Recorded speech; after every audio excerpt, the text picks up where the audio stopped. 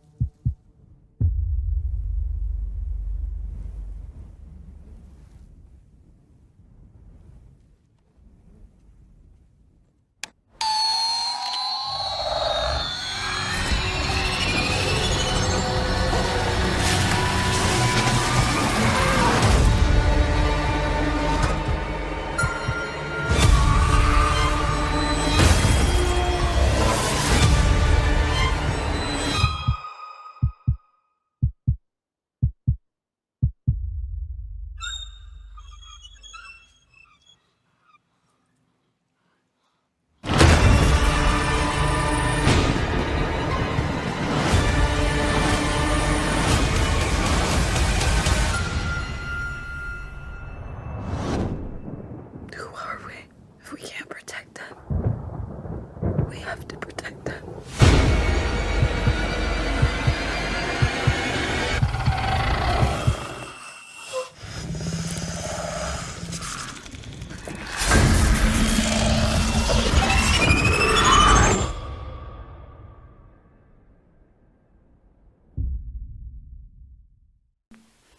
If they hear you, they hunt you.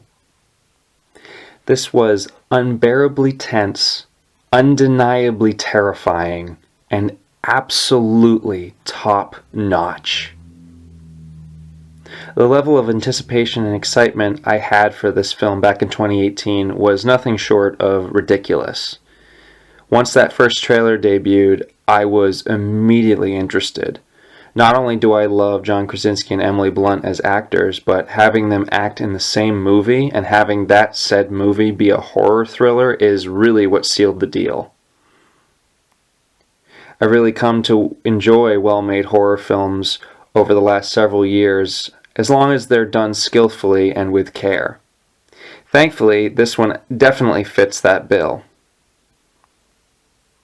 I thought this film was absolutely phenomenal. And still is.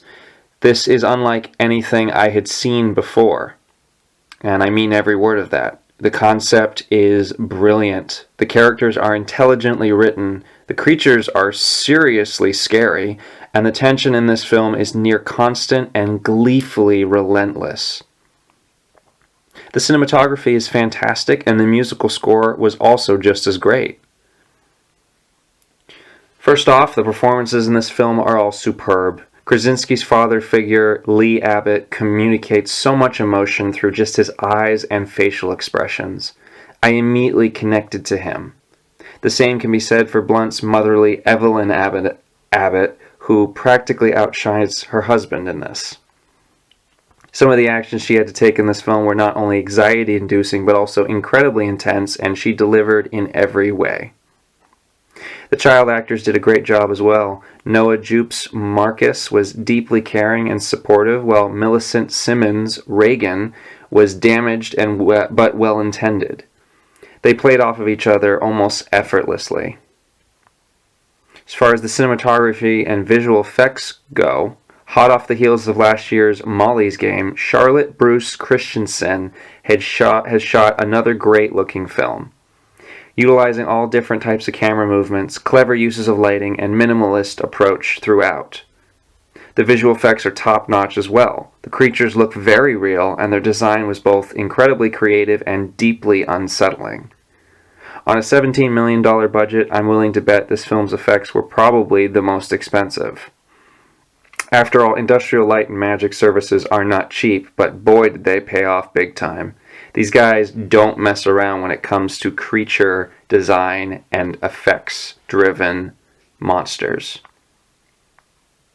Now let's move on to the musical score. After having scored last year's highly praised Logan, or should I say 2017's Logan, Marco Beltrami returns with a pulse-pounding score that gave me feels one minute, then goosebumps the next. He balanced the sheer terror and moments of heart extremely well. All in all, I thought the music for the film was very immersive and greatly effective. The last aspect I'd like to touch on briefly is the pacing.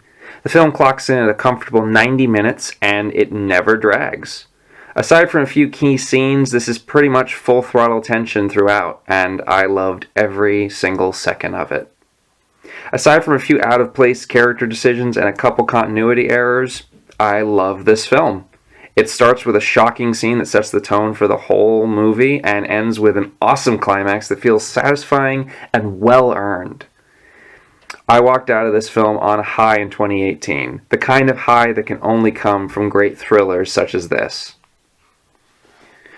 I'm straight up obsessed with this film and have been since the spring of 2018. It's a near constant thrill ride that continually builds up tension until it finally explodes in glorious fashion. It's satisfying, scary, and spectacularly intense.